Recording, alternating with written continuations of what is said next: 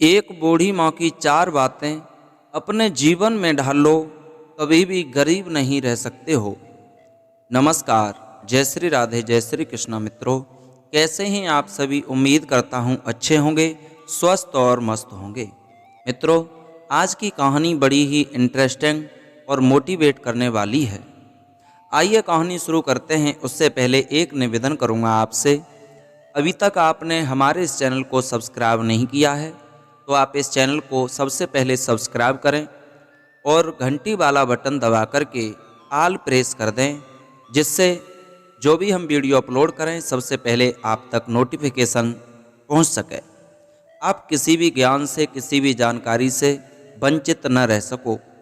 हो सके तो अपने सगे संबंधी मित्रों तक शेयर अवश्य करें, प्यारी प्यारी कमेंट अवश्य किया करें।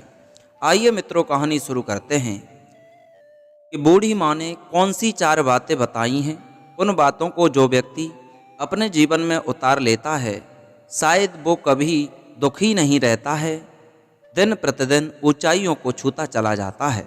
मित्रों, बात उस समय की है। एक किसी नगर में एक बड़ा ही सज्जन व्यक्ति रहा करता था।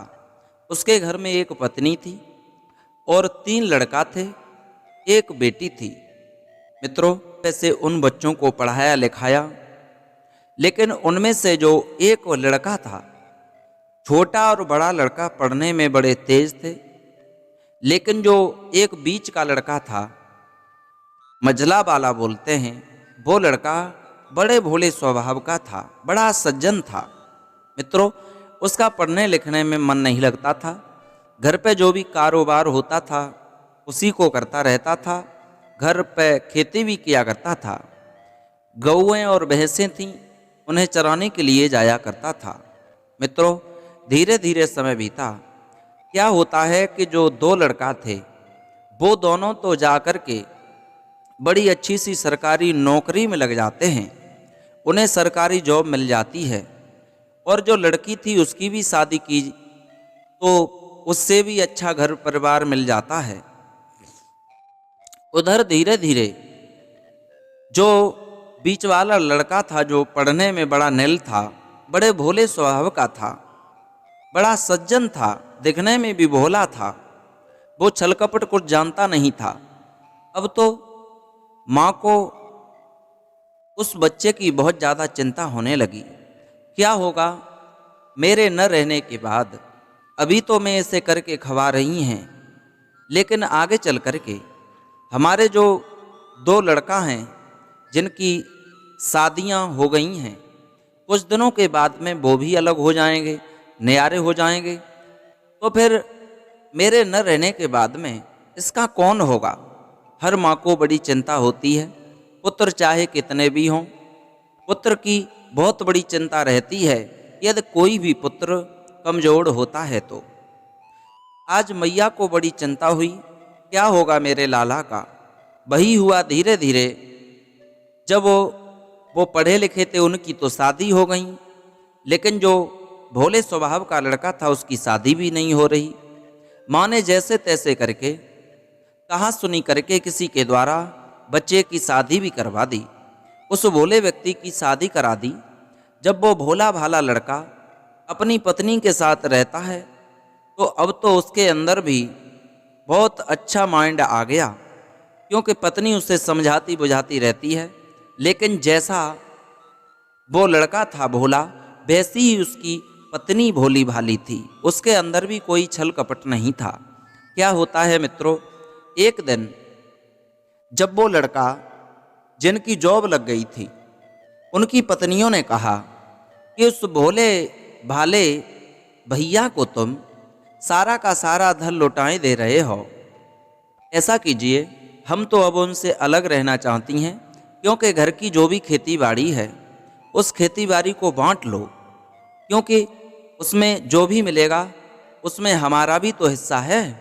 चलो, आज दोनों भाई चल कर आए और अपने भोले भाले भाई से कहते हैं, भैया काफ़ी दिन हो गए हैं, अब तो तुम्हारी भी शादी हो गई है, अब हम साझे नहीं रहना चाहते हैं, अब अलग ही रहेंगे, इसलिए आप बंटवारा कर लीजिए। भोले भाले भैया ने जवाब दिया, भैया जैसी आपकी इच्छा, आप बंटवारा करना चाहते हो आप बंटवारा कर दो। जिनकी नौकरी लग चुकी थी वो कहते हैं हम ऐसे बंटवारा नहीं करेंगे, पहले 4-5 पंचों को बुलाओ और उन पंचों के द्वारा बंटवारा करवाओ। 5 पंचों को बुलाया गया। मित्रों, जिस वक्त 5 पंच आए हैं और सब 5 पंच आपस में सलाह करते हैं, ठीक है इन्हें तो जॉब मिल चुकी है, नौकरी लग गई है, इनके पास में धन वैसे भी ठीक ठाक है, लेकिन सोचना चाहिए। तो एक भैया के नाते इन दोनों को अपने इस भोले भाले जो इतना सीधा व्यक्ति है इसके बारे में सोचना चाहिए, इसका भला हो जाएगा यदि ये कुछ ज़्यादा दे दें तो। उसी वक्त पंचों ने कहा उस भोले भाले व्यक्ति से, कहिए तुम क्या लेना चाहते हो। तो सबसे पहले भोले भाले ने जवाब दिया, जो मेरे भैया मुझे देंगे वही मुझे स्वीकार होगा।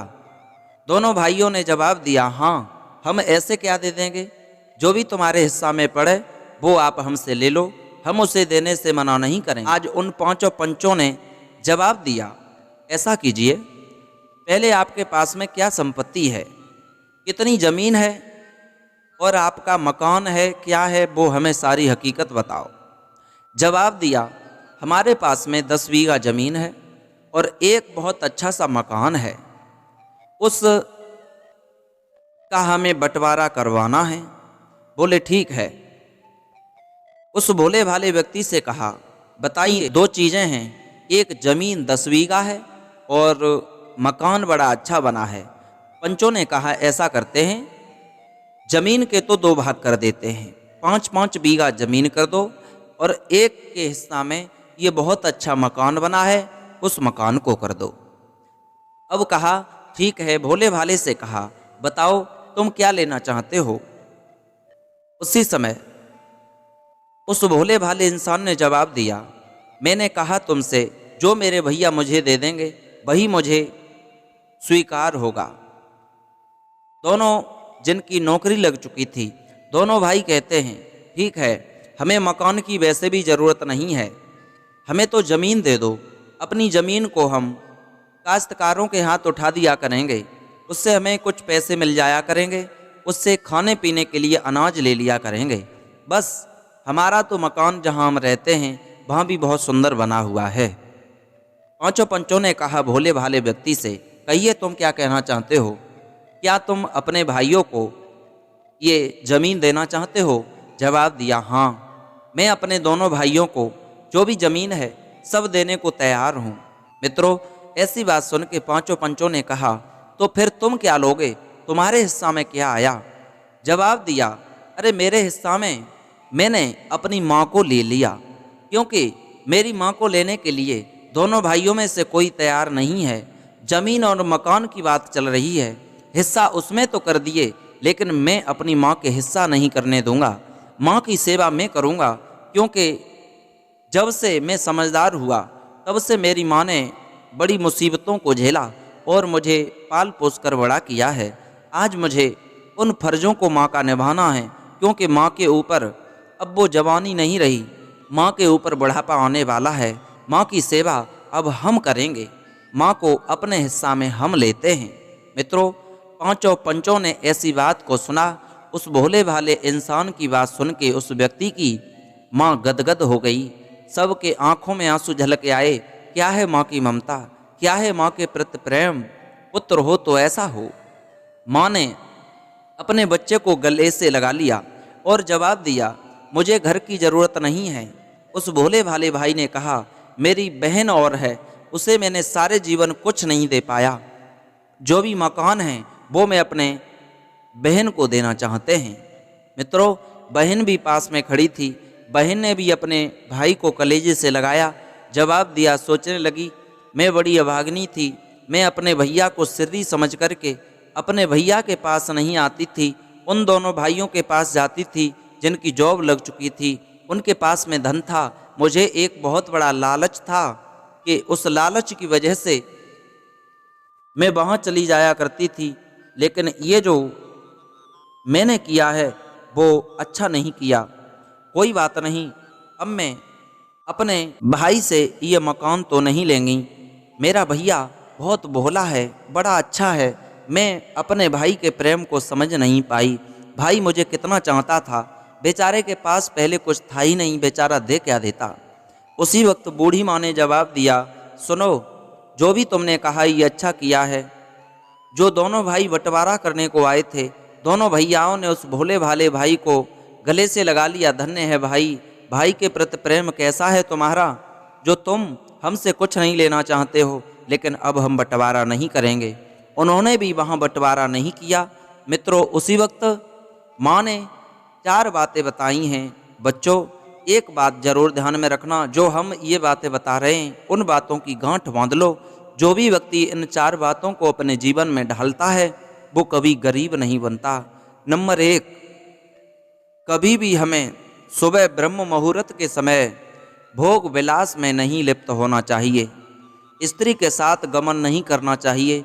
सुबह भजन का समय होता है, 4 बजे से 6 बजे तक ब्रह्म मुहूर्त में परमात्मा का ध्यान करना चाहिए। भोग विलास में लिप्त नहीं होना चाहिए। नंबर 2, सुबह सुबह हमें बिना स्नान किए, बिना पूजा पाठ किए भोजन नहीं करना चाहिए। नंबर 3, हमें कभी भी सुबह सुबह लड़ाई झगड़ा नहीं करना चाहिए, और नहीं जहाँ लड़ाई झगड़ा हो रहा हो वहाँ जाना चाहिए। नंबर 4, अंतिम और आखिरी बात यह है, कभी भी हमें सुबह सुबह दर्पण उठाकर नहीं देखना चाहिए, शीशा उठाकर नहीं देखना चाहिए। जो लोग इन बातों पे अमल करते हैं, इन बातों पे चलते हैं, वो लोग कभी जीवन में गरीब नहीं होते, उन्हें दरिद्रता नहीं घेरती है। मित्रों, ये बताई बूढ़ी माँ ने 4 बातें, इन बातों पर हमें सबको ही अमल करना चाहिए। आपको यह वीडियो यदि अच्छी लगी हो तो इस चैनल को सब्सक्राइब अवश्य करें, लाइक शेयर कमेंट करना न भूलें। फिर मिलेंगे ऐसे ही नए इंटरेस्टिंग टॉपिक के साथ। तब तक के लिए सभी भक्तों को जय श्री राधे, जय श्री कृष्णा, जय हिंद, जय शिव।